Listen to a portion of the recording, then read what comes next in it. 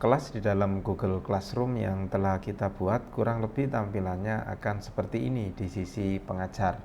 Nah, tampilan ini bisa kita sesuaikan, bisa kita rubah sesuai dengan keinginan kita. Caranya adalah dengan klik sesuaikan kemudian pilih tema.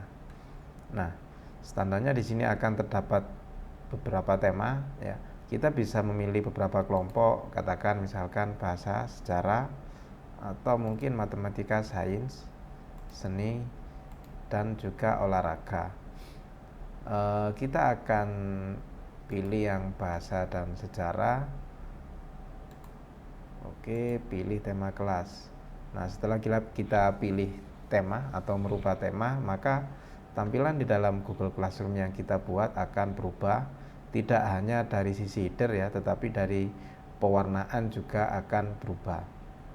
Lalu yang berikutnya adalah model tampilan dari Google Classroom adalah menggunakan pendekatan forum ya. Artinya posting-posting materi itu disajikan dalam bentuk forum. Contoh misal saya sebagai pengajar, saya ingin melakukan posting materi ya, materi pendahuluan.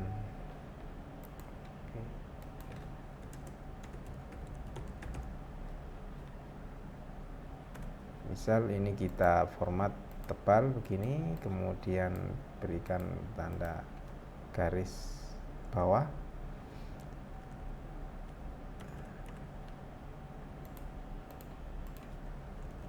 Silakan mengunduh materi pendahuluan. Nah, dari sini kita bisa lakukan upload file. Upload file artinya file yang ada di dalam komputer kita, atau kita ingin membagikan file dari Google Drive. Tentunya di beberapa pembahasan sebelumnya kalian sudah mencoba ya Google Drive. Kita akan coba file yang dari Google Drive ya. Artinya ada dua cara ya, kita bisa mengupload file atau membagikan file di Google Drive yang sebelumnya sudah kita miliki. Oke.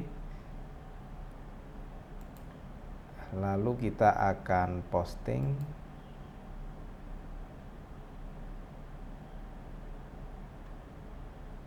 Oh, maaf, ternyata filenya diproteksi ya. Kita akan unggah file yang sembarangan ya dari file saya. Oke, file ini saya unggah dari komputer. Lalu kita lakukan posting. Oke, kurang lebih tampilannya akan seperti ini ya. Materi pendahuluan, silakan mengunduh materi pendahuluan. Ini adalah tampilan di saya sebagai pengajar. Lantas ketika kita munculkan tampilan sebagai peserta ya. Ini saya refresh ya. Nah, maka postingan dari guru tadi kan akunnya namanya PPKN ICT ya, akan muncul di dalam alur atau aliran forum ya di sini. Nah, peserta bisa memberikan tanggapan ya terhadap forum ini. Misalkan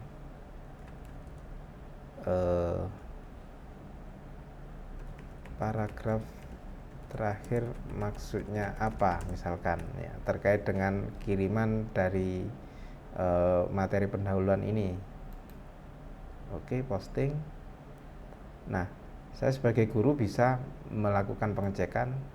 Oke, nah sudah muncul ya paragraf terakhir maksudnya apa. Nah, seorang guru bisa memberikan replay ya, hanya sebagai pelengkap saja misalkan. Kita kirim. Kemudian di bagian siswa kita refresh ya. Nah, ternyata sudah ada.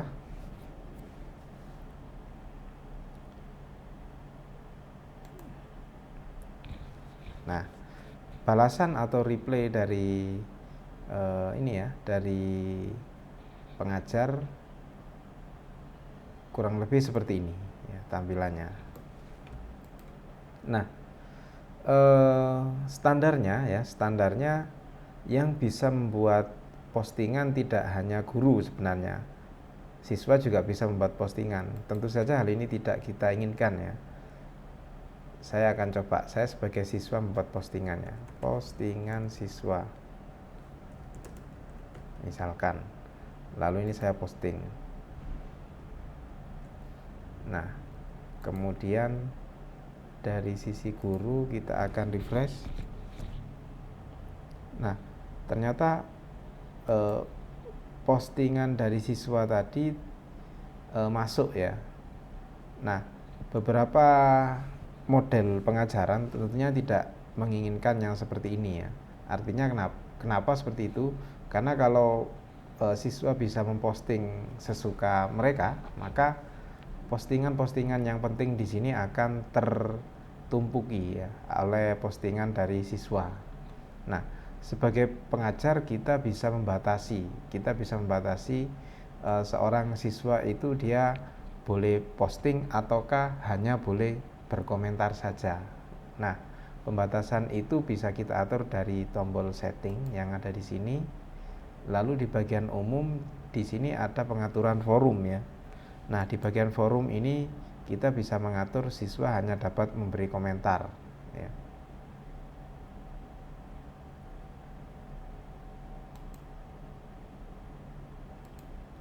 Siswa hanya dapat memberi komentar. Oke, kita simpan ya.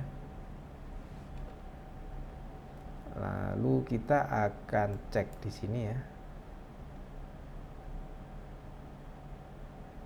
Nah, dengan demikian saya sebagai siswa, saya hanya bisa berkomentar saja. Saya tidak bisa mengirimkan postingan. Nah, seperti ini maka kelas kita akan lebih bersih ya dari postingan-postingan yang mungkin tidak perlu dari peserta ya. Jadi seluruh forum atau diskusi itu selalu diawali oleh pengajar ya, melalui cara yang seperti ini. Sebagai pengajar pun saya juga bisa melakukan penghapusan ya. Misalkan ini posting dari siswa, ini akan saya hapus. Nah, ini bisa kita lakukan melalui halaman pengajar, sehingga ketika ini saya refresh hanya akan ada satu topik diskusi. Nah, kemudian saya sebagai peserta saya hanya bisa memberikan komentar saja. Nah, komentar ini nanti bisa diskusi atau bisa mungkin pertanyaan.